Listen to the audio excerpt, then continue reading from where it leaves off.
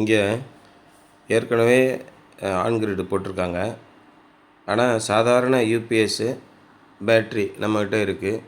இதை கரண்ட் இல்லாத நேரத்தில் மட்டும் பயன்படுத்துகிற மாதிரி எங்களுக்கு பேக்கப் ஒன்று செட் பண்ணி கொடுங்க அப்படின்னாங்க.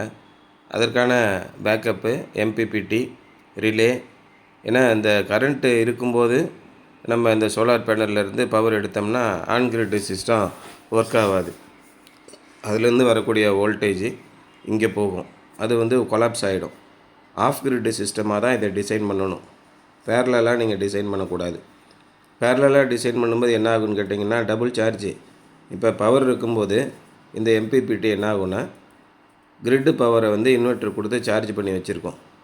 இந்த எம்பிபிடி பேக்கப் சிஸ்டமே எதுக்கு பயன்படுத்துகிறோம் அப்படின்னு கேட்டிங்கன்னா நீண்ட நேரம் பவர் கட் ஆகி இருக்கும்போது, இப்போ மெயின்டெனன்ஸ்க்காக காலையில் 9 மணிலேருந்து சாயங்காலம் 4:30-5 மணி வரைக்கும் பவர் கட் ஆகும்போது, இயற்கை இன்னல்கள் பேரிடர்கள் போகிறோம் அப்படி புயல் இப்படி வரும்போது நமக்கு இந்த கிரிட்டு பவர் தடைப்படுது. இப்போ 2 நாளைக்கு கரண்ட் வரலைன்னா என்ன பண்ணுறது? அந்த மாதிரி எமர்ஜென்சி சிச்சுவேஷனில் இல்லை டிரான்ஸ்ஃபார்மர்லேயோ நம்ம ஏரியாவில் மட்டும் ஏதோ பிரச்சனை வரும்போது அப்போ மின்சாரம் தடைப்படுது. அப்போ நம்ம சோலார் பிளேட்டு போட்டோம் நமக்கு பயன் இல்லாமல் இருக்குமே அப்படிங்கிறத தவிர்க்கிறதுக்காக தான் இந்த மாதிரி ஒரு பேக்கப் சிஸ்டம் கொடுக்குறோம்.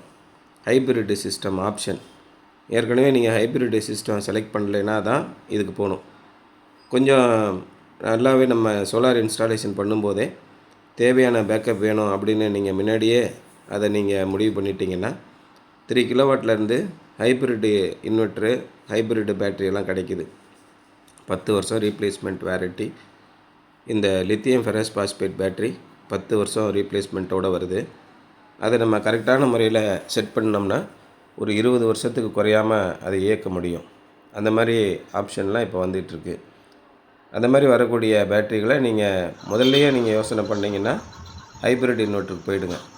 இதெல்லாம் வர்றதுக்கு முன்னாடியே நான் சோலார் போட்டேனே, இப்போ எனக்கு பேக்கப் வேணுமே அப்படின்னு நீங்கள் நினச்சிங்கன்னா இந்த மாதிரி எம்பிபிடி வித் ரிலே சிஸ்டம் இது மாதிரி போட்டுக்கிட்டிங்கன்னா எப்போல்லாம் கரண்ட்டு கட் ஆகுதோ அப்போ மட்டும் சோலார் பவர் நம்முடைய பேட்ரி இன்வெர்ட்டர் சிஸ்டத்துக்கு போயிடும்.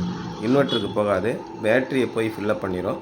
பேட்டரியிலேருந்து இன்வெர்ட்டர் எடுத்துக்கிடும். டைரெக்டாக இன்வெர்ட்டரில் கொடுத்து சார்ஜ் பண்ணுறதில்ல. அது ரொம்ப முக்கியமாக குறிச்சிக்கணும். ஏன்னா இன்வெர்ட்டர் ஏதாவது ஃபால்ட் ஆகிடுச்சுன்னா சோலார் போட்டதுனால ஃபால்ட் ஆகிடுச்சின்னு நம்ம பதறுவோம். அப்படி கிடையாது.